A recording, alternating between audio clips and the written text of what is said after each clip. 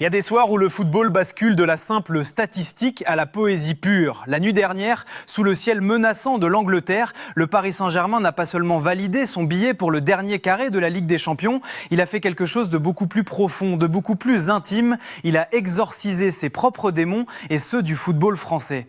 Et pour comprendre l'ampleur de ce séisme psychologique, il faut écouter le coup de gueule monumental de Giovanni Castaldi, de retour de l'enfer d'Anfield. Sur le plateau, l'agacement du journaliste est palpable et il pointe du doigt une véritable maladie médiatique française. Ça m'a gonflé, ça a pourri mon avant-match, hurlait-il. Pourquoi ? À cause de ce complexe d'infériorité maladif qui ronge les observateurs de l'Hexagone. Toute la semaine, une grande partie de la presse nationale a tenté d'instiguer la peur sur la simple invocation du nom d'Anfield. On nous a vendu l'apocalypse, on a transformé ce stade mythique en un abattoir promis aux joueurs parisiens. Mais la réalité, sur place, un décalage d'une violence absolue.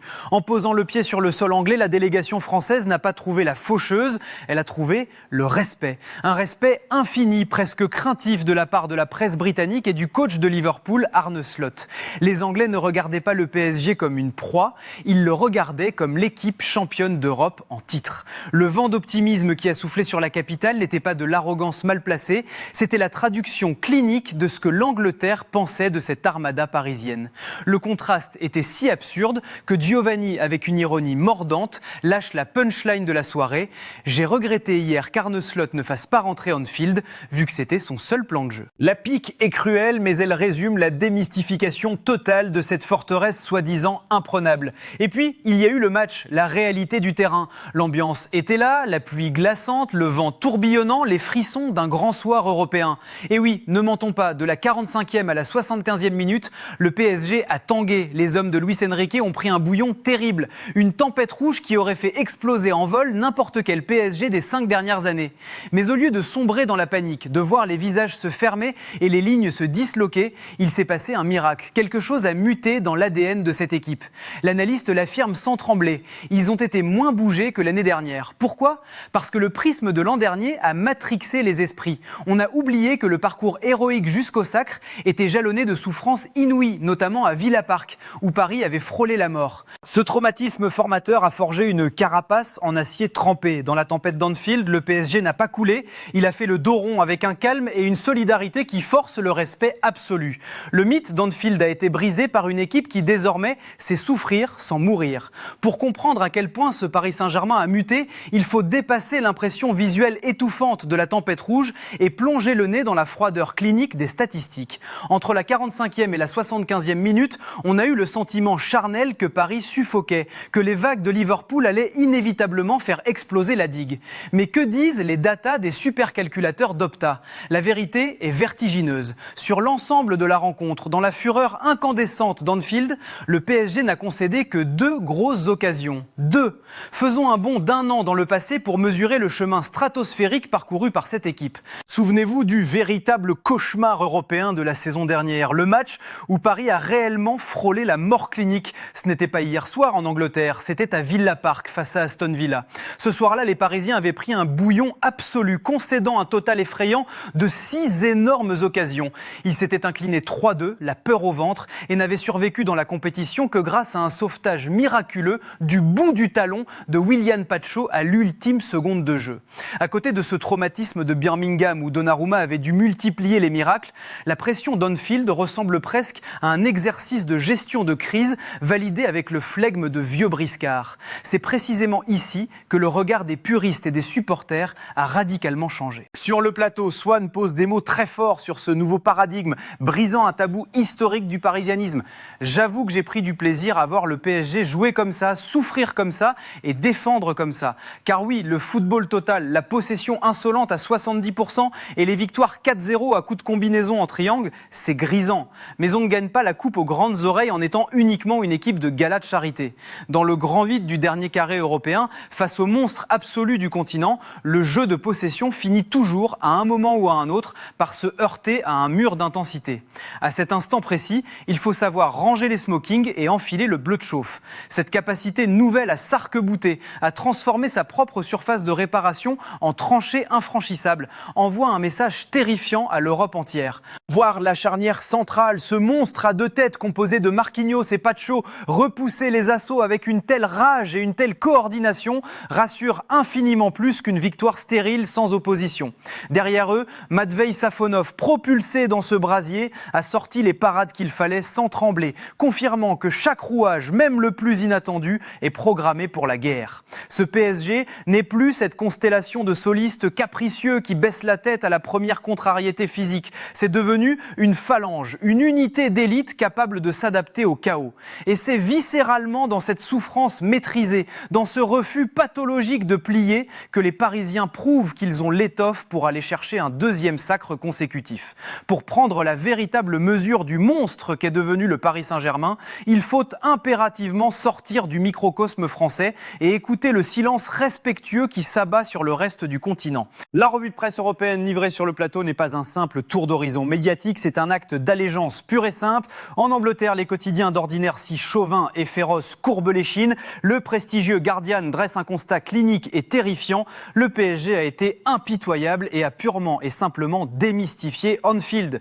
De son côté, la BBC lâche le mot qui fait mal à l'orgueil britannique. Liverpool a été surclassé. Infliger un 4-0 sur l'ensemble d'une double confrontation à ce niveau de la compétition, c'est une exécution sommaire. En Espagne, la démonstration de force pousse Marca à remettre en cause l'avenir d'Arne Slot, tandis qu'en Italie, la Gazzetta dello Sport titre que le PSG fait trembler l'Europe, hissant Ousmane Dembélé au rang de favori ultime pour le Ballon d'Or.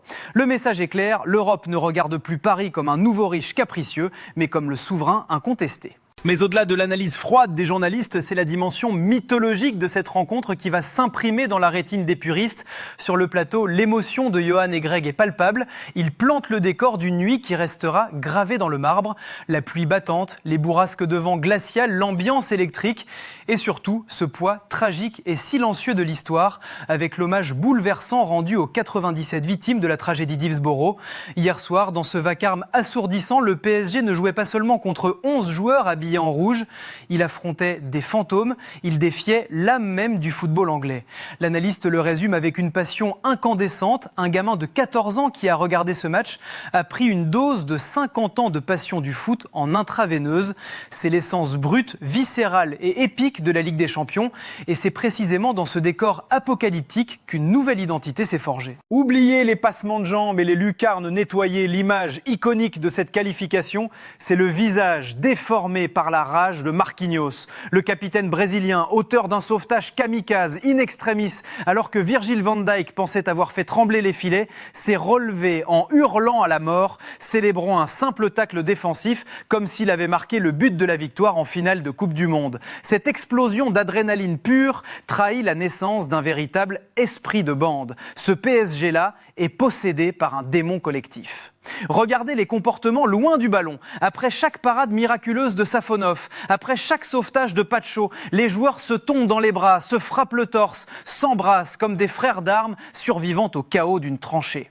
Mais le symbole ultime de cette mutation porte le nom d'un artiste, Khvicha Kvaratskhelia. Voir le magicien géorgien, l'arme de destruction massive offensive du PSG, multiplier les courses à haute intensité pour venir s'arracher près de son propre poteau de corner et défendre comme un mort de faim, c'est totalement irréel. Quand vos solistes offensifs acceptent de cracher leurs poumons en repli défensif avec la fureur d'un récupérateur, c'est que l'équipe est devenue intouchable mentalement. Le PSG de 2026 aime souffrir et c'est exactement pour cela qu'il fait si peur. Si l'émotion et la hargne sont les moteurs de cette équipe, les mathématiques, elles, sont le juge de paix implacable de son évolution.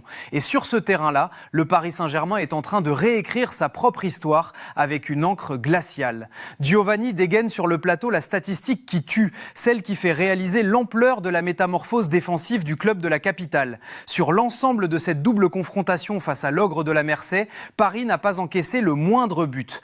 Un clean sheet absolu sur 180 minutes de guerre totale. Rendez-vous compte de l'anomalie.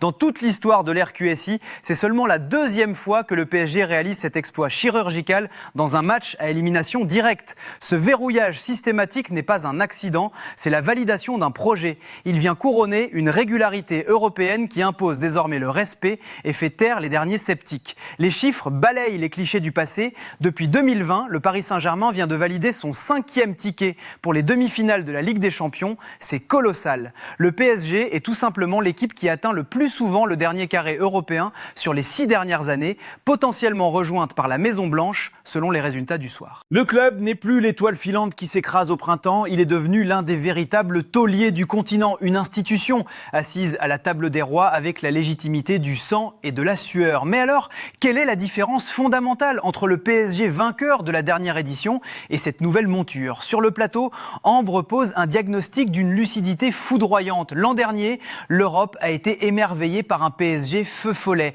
Une équipe touchée par la grâce, portée par des fulgurances individuelles irrationnelles et l'insouciance de la découverte. C'était beau, c'était poétique, mais ça tenait parfois du miracle. Cette année, le romantisme a laissé place à une maturité collective bien plus importante. Le PSG n'est plus seulement une équipe d'instinct, c'est une armée de métiers. Ils arrivent en terre hostile, non plus en challengers qui espèrent l'exploit, mais avec le costume lourd et écrasant de champions d'Europe, arborant un avantage psychologique destructeur dès la sortie du tunnel.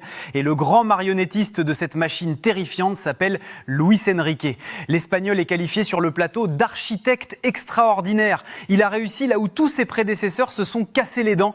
Il a créé un monstre tactique polymorphe. C'est le cauchemar absolu pour n'importe quel analyste vidéo adverse.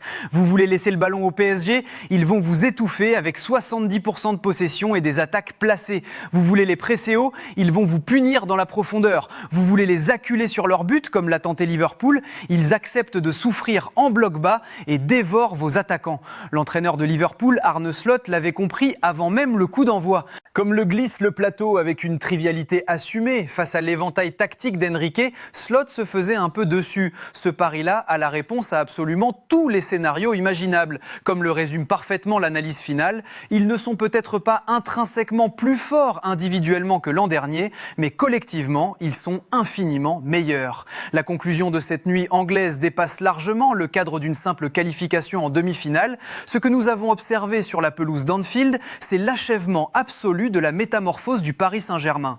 Le club a définitivement tué ses vieux démons. Les traumatismes des remontadas sanglantes, les effondrements psychologiques inexplicables, les mercenaires qui baissent la tête à la première rafale de vent, tout ce bagage toxique a été jeté aux oubliettes de l'histoire. Le PSG n'est plus ce nouveau riche arrogant qui tentait de s'acheter une couronne avec des chèques en blanc. Il est devenu l'establishment, une institution froide, cynique et terriblement létale, capable de vous broyer avec le ballon ou de vous égorger en contre-attaque. Et c'est précisément ce changement d'ADN qui bouleverse la relation avec les supporters. Pendant des années, le Parc des Princes a exigé des paillettes, du football champagne et des roulettes. Aujourd'hui, le public parisien a compris que pour s'asseoir durablement sur le trône de l'Europe, il faut aimer le goût du sang et de la boue. Voir des stars mondiales comme Kvicha Kvaratskhelia ou Ousmane Dembélé redescendre, défendre comme des chiffonniers pour protéger la cage de Safonov, voir un Marquinhos célébrer un tacle rageur comme le but du siècle, c'est la concrétisation du fantasme absolu de tout supporter, une équipe de tueurs à gages prêts à mourir pour l'écusson. L'Europe entière est prévenue. Tirer le Paris Saint-Germain de Luis Enrique, c'est l'assurance d'affronter un casse-tête insoluble. Ils sont les rois en titre et ils défendent leur couronne avec la brutalité d'un monstre acculé.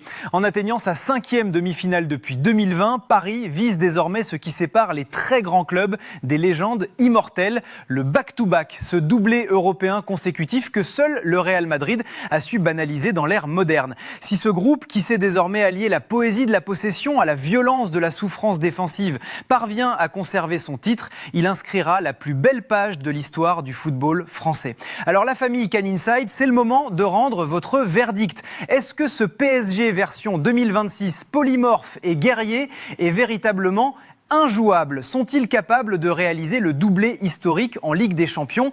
Tapez machine de guerre dans les commentaires si vous pensez qu'ils vont conserver leur titre ou trop tôt si vous pensez qu'un ogre européen va finir par trouver la faille. Détruisez ce bouton j'aime pour récompenser le travail d'analyse. Abonnez-vous en masse pour ne rien rater de cette fin de saison qui s'annonce apocalyptique et prenez soin de vous. Le football est un art de la guerre.